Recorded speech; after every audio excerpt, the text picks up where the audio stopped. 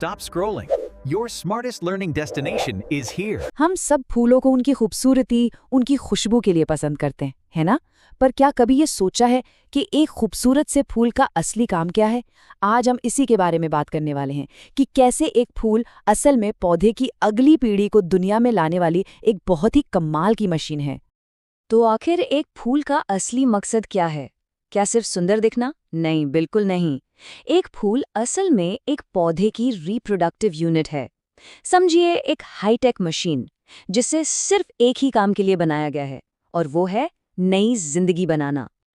और देखिए, इस पूरी कहानी के दो मेन कैरेक्टर्स हैं। पहला है नर भाग, जिसे हम पुंकेसर या स्टेमन कहते हैं, और दूसरी है मादा भाग यानी स्त्री केसर या पिस्टिल। पौधे का जो पूरा भविष्य है ना, वो इन्हीं दोनों पर टिका है। तो चलिए एक नजर डालते हैं कि आज हम क्या क्या समझने वाले हैं। सबसे पहले नर भाग यानी परागकण कैसे बनता है ये जानेंगे। फिर मादा भाग यानी भ्रूण कोश कैसे बनता है उसे समझेंगे। इसके बाद इनका मिलन कैसे होता है, दोहरा निषेचन क्या बला है, और आखिर में एक फूल से फल तक का सफर कैसे तय होता है ये देखेंगे। तो ठीक है, शुरू करते हैं हमारे पहले हिस्से से। चलिए पहले नर युग्मक यानी परागकण के बनने की कहानी को समझते हैं।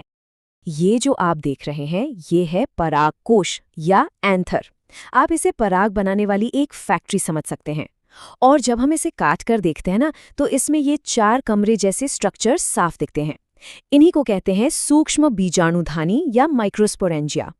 और इन्हीं के अंदर हजारों लाखों परागकण बनते हैं। अच्छा, इस फैक्ट्री की जो दीवारें हैं वो भी बड़ी खास हैं। इसमें 4 परतें होती हैं। सबसे बाहर की 3 परतें तो बस सुरक्षा देती हैं और पराग को बाहर निकालने में मदद करती हैं। लेकिन ये जो सबसे अंदर वाली परत है ना, टेपेटम, ये एग्जाम के लिए बहुत ज़रूरी है, इसे याद रखिएगा। इसका काम है अंदर बन रहे पराग कणों को पोषण देना, मतलब उन्हें खाना खिलाना। तो ये पराग कण बनते कैसे हैं? इस प्रोसेस को कहते हैं सूक्ष्म बीजाणु जनन। इसमें होता यह है कि एक मदर सेल जो डिप्लॉइड यानी 2n होती है, उसमें मायोसिस होता है और उससे 4 नई हैप्लॉइड यानी n कोशिकाएं बनती हैं। ये चारों एक साथ एक ग्रुप में जुड़ी होती हैं। इसे सूक्ष्म बीजाणु चतुष्क या माइक्रोस्पॉर टेट्राड कहते हैं। ये नाम एग्जाम में आता है तो इसे नोट कर लीजिए। अब जब ये सूक्ष्म बीजाणु बड़े हो जाते हैं तो एक मैच्योर परागकण बन जाता है। इसकी सबसे खास बात है कि इसके अंदर 2 कोशिकाएं होती हैं। एक बड़ी वाली जिसे कायिक कोशिका कहते हैं, इसका काम है रास्ता बनाना, मतलब पराग नली बनाना। और ये जो छोटी वाली कोशिका है, ये है जनन कोशिका। असली हीरो यही है, क्योंकि यही आगे जाकर 2 नर युग्मक बनाएगी। और प्रकृति ने इसे क्या जबरदस्त सुरक्षा कवच दिया है। परागकण की जो बाहरी परत है, जिसे एक्साइन कहते हैं, वो स्पोरोपोलिनिन नाम के एक पदार्थ से बनी है, और ये दुनिया के सबसे मजबूत ऑर्गेनिक मटेरियल्स में से एक है। इसे कोई एसिड, कोई एंजाइम, यहाँ तक कि बहुत ज़्यादा तापमान भी नहीं गला सकता। और इसी वजह से परागकण लाखों साल तक जीवाश्म यानी फॉसिल के रूप में भी बचे रहते हैं। चलिए अब कहानी के दूसरे और उतने ही ज़रूरी किरदार की तरफ बढ़ते हैं। नर भाग को तो हमने समझ लिया, अब बारी है मादा ब्लूप्रिंट को समझने की। ये है बीजांड यानी ओव्यूल। मादा युग्मक यहीं पर बनता और पलता है। देखिए, इसकी जो बाहरी परतें हैं वो है इंटेग्यूमेंट्स, जो इसे सुरक्षा देती हैं। अंदर ये जो पोषक ऊतक है वो है न्यूसेलस, और ये जो छोटा सा गेट दिख रहा है ये है माइक्रोपाइल। पराग नली इसी रास्ते से अंदर दाखिल होगी। अब जैसे नर भाग में हुआ था, वैसा ही एक प्रोसेस यहाँ भी होता है, जिसे कहते हैं गुरु बीजाणु जनन। इसमें भी एक डिप्लॉइड मदर सेल से मियोसिस के जरिए 4 हैप्लॉइड गुरु बीजाणु बनते हैं।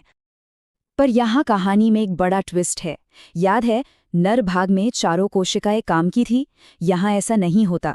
इन 4 में से 3 गुरु बीजाणु खत्म हो जाते हैं और सिर्फ एक ही जिंदा रहता है। ऐसा इसलिए ताकि सारा का सारा पोषण और एनर्जी उसी एक को मिले, ताकि वो एक मजबूत मादा युग्मक बन सके। तो अब यही एक बचा हुआ गुरु बीजाणु भ्रूणकोश या एम्ब्रियो सैक में बदल जाएगा। और ये होता भी बड़े मजेदार तरीके से है। इसका न्यूक्लियस 3 बार डिवाइड होता है, लेकिन सेल वॉल नहीं बनती। मतलब एक ही सेल के अंदर 8 न्यूक्लियस बन जाते हैं। और अब वो सवाल जो एग्जाम्स में सबसे ज्यादा पूछा जाता है, इसे ध्यान से सुनिए। एक मैच्योर एम्ब्रियो सैक में न्यूक्लियस तो 8 होते हैं, लेकिन कोशिकाएं सिर्फ 7 होती हैं।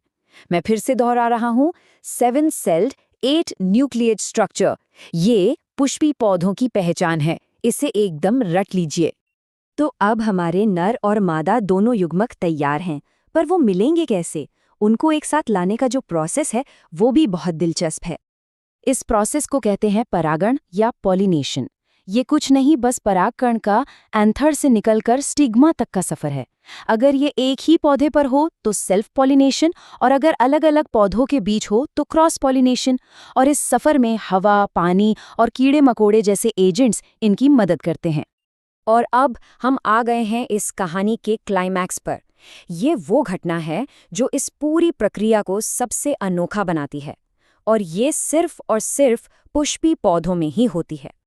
इसे कहते हैं दोहरा निषेचन या डबल फर्टिलाइजेशन। ये सभी फ्लावरिंग प्लांट्स की एक सिग्नेचर प्रॉपर्टी है। जैसा कि नाम से ही जाहिर है, इसमें एक नहीं बल्कि 2 फर्टिलाइजेशन एक साथ होते हैं।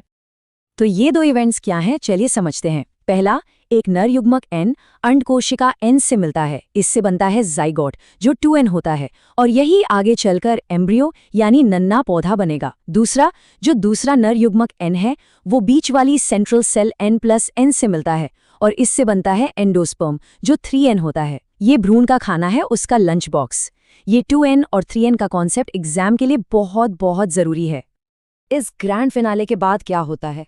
अब हम देखेंगे कि कैसे फूल के अलग अलग हिस्से उन फलों और बीजों में बदल जाते हैं जिन्हें हम रोज देखते और खाते हैं। ये टेबल एक तरह से पूरी कहानी का सार है। देखिए, फर्टिलाइजेशन के बाद ओवरी फल बन जाती है, ओव्यूल बीज बन जाता है, जाइगोट से एम्ब्रियो बनता है, और एंडोस्पर्म उस एम्ब्रियो को पोषण देने वाला ऊतक बन जाता है। रिवीजन के लिए ये टेबल एकदम परफेक्ट है। तो अगली बार जब कोई फूल देखें तो बस उसकी खूबसूरती को ही मत देखिएगा। याद रखिएगा कि आप प्रकृति की सबसे शानदार मशीनों में से एक को देख रहे हैं।